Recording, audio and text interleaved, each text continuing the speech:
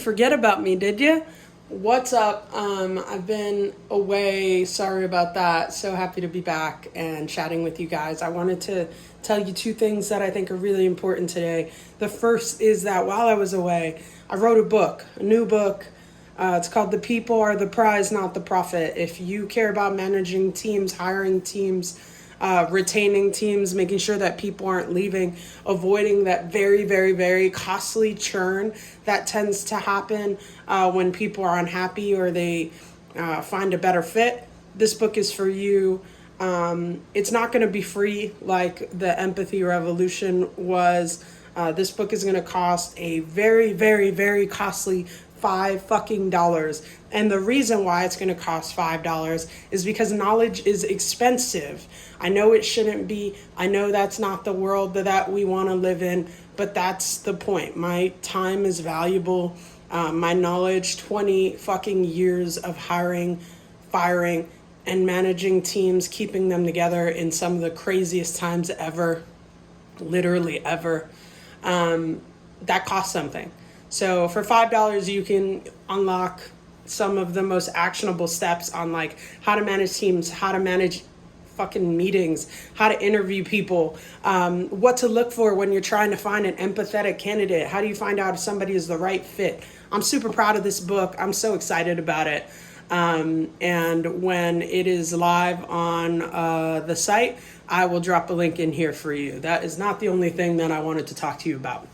The second thing that I wanted to talk to you about is I've been thinking a lot about management and bad management and why it is so just painful for people. And the reason is because it's not just, it reinforces all of the stereotypes that we already think about managers, right? Because there's a trope about horrible bosses. There's literally a movie franchise about horrible bosses. Like, this is nightmare fuel for most people. And the reason is because it devalues us, and it makes, if you have a boss and they don't know what the hell you're doing, it actually makes you feel worse about the work because it devalues the work, right? And it devalues you.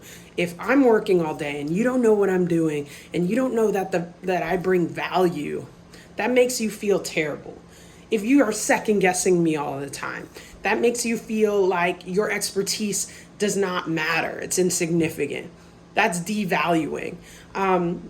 If you have a manager that just like is avoidant, like conflict avoidant, they're bad news avoidant.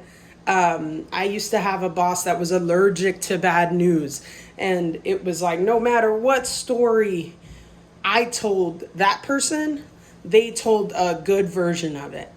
And it's one thing to be solutions oriented, and it's another thing to just not deal with the stuff that is pervasive in the environment that you're working in. So they're just blissfully ignorant, or maybe they don't see it because there's so many levels above what's actually happening on the ground, which also makes it really, really hard to communicate and relate to that person.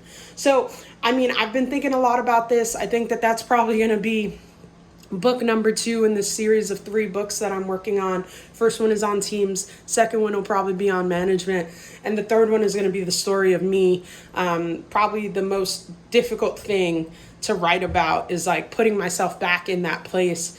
If you know me well, you know that I did not have an easy upbringing. So that's going to be the hardest one to write, but the most powerful probably, because it's going to give you all of the tools that I have up here that have made me successful. When I tell you about resiliency, when I tell you about communication, when I tell you about self-marketing, self-belief, just an insane belief in your own skill set, in your own expertise. I have that in spades. I'm so excited to share it with you. It's so good to be back. I love you.